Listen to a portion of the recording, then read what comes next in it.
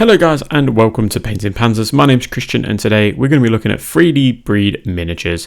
Now 3DBreed have a huge range of different miniatures of different conflicts and theatres, but we're going to be looking at Join or Die or JOD World War II. Now the Join or Die World War II collection is mammoth. There's lots of stuff in there and each specific range that they have is flushed out. So there's lots and lots of options to choose from, ranging from your infantry to your support and some vehicles as well. And you can see the collection and categories there. But we're going to be looking specifically at the Japanese side of things today. We will have a brief look at the end of the video at some of the other stuff that they offer, but we're going to be looking at the Japanese stuff because this is what I've decided to get myself.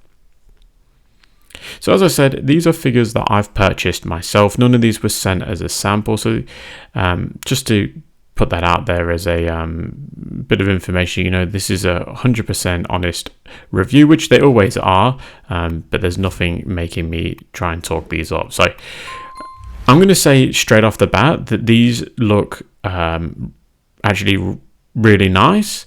There is some questionable bits in them. Some of the details are really good. The facial expressions are nice. They seem to be well proportioned. All the details seem to be there. I love the fact that they give you a banner with the detail in there so you can paint it on as opposed to trying to get a decal or something like that. The sniper here is looking really good at like a pretty natural pose, firing pose, resting on his knee. And then behind there's a variety of equipment. So you've got some that are chockers full of equipment and then others that don't. My thing with this is these are 28mm, but they don't seem to be suited to 28mm in my opinion. I think they're going to be suited at 20mm and 15mm more than they are at 28mm. But I would be keen to know your thoughts in the comment section. I don't know why. I just get the look at these and I just think these are 20mm figures. And there's some interesting issues. So this guy's obviously got a problem with his foot, and so is this guy, which leads me to believe that maybe these are created using the help of AI. You can see that the heads seem to be slightly bigger than the bodies in some of them. I also bought the LMG pack, which I'm not showing in here, and all the LMGs and assistant gunners have sniper scopes. So again, I think that's an issue there. I did reach out to them and they are going to fix that one up. So that is really good. But yeah, some interesting things with this. They're not as well rounded as I would have liked, but for 20mm, as I'll be using them, they are going to be absolutely perfect, and I think they're going to look amazing at 20mm. But for 28mm, I'd probably be a little bit disappointed if I'm being completely honest. Now they print off really nicely in 20mm. All the details are super thick, so they're going to not break easily, and they're going to be very easy to paint. They're not going to be like hidden because they're so thin that you can't see them. So this particular guy obviously had all of his equipment. Then we've got this guy here, you can see with the bayonet on there, and the equipment is lacking on this particular guy, but again, all those straps going across the body are nice and thick, so it's going to be an absolute joy to paint and super easy to do because the wash is going to go in those recesses nicely. And some painted examples I'm going to show you now. So as I said, painting those raised surfaces is really good. Those straps are super thick, so you can just paint them really easily for those smaller scales. I'd be very inclined to try these at 15mm. As I said, I think that would work out really nicely. The range is great, so if you play things like Flames of War, you can have a lot of variety in your models. And here's one of my favorite models here, which I've posted on my socials. I think he looks great. Again, love the flag as well. Just to be able to paint each bit yourself opposed to using a decal just makes it look a little bit more natural.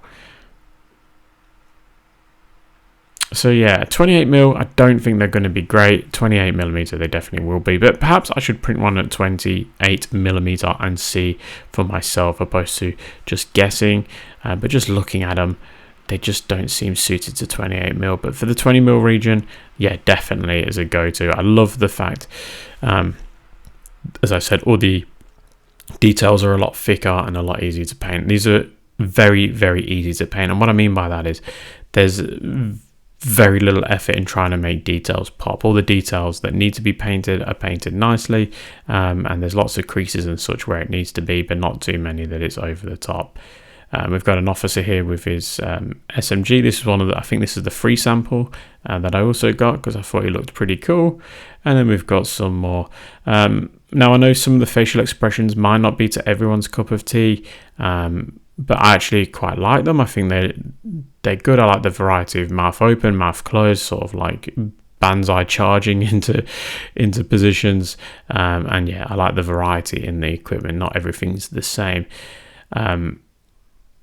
And this guy as well, I love all of the equipment. Like he's perhaps some sort of special naval landing force. He's just landed with all his equipment ready to go and see what's going on. But yeah, really cool. And again, that banner with all the detail on there, just making life super easy to paint. Now, I did say we'll have a look at the other range, and I will just highlight the British Army range, and there's just a couple of pictures I want to show you. Now, the British Army range has some very unique looking figures. We've got a guy doing like the YMCA, and then we've got another guy sort of legs spread. I don't exactly know what he's doing. So there is some questionable figures in there, but for most of them, they're actually pretty good. And I will say the Pacific range, so the US Marines and the Japanese, seem to be a lot more well-rounded, so perhaps they're the newer range. I have also seen that they've just released a British Airborne Kickstarter, which was very popular. So these are a popular range of figures, but perhaps you might not have heard of them. You've heard my opinions on them. I think they're actually really great for 20mm. They're probably my favorite 20mm Japanese figures that I've currently got. So that says a lot for them. But 28mm, that's up in the air. I don't think they would be as good as some of the competitors out there. But I'd be very keen to hear your opinion. So drop me a comment below and let me know. Am I being too harsh? Am I being reasonable? Or am I just being too nice? I really would like to know. All right, guys, I'm going to leave it here. Don't forget to drop me a comment below, and I will catch you at the next one.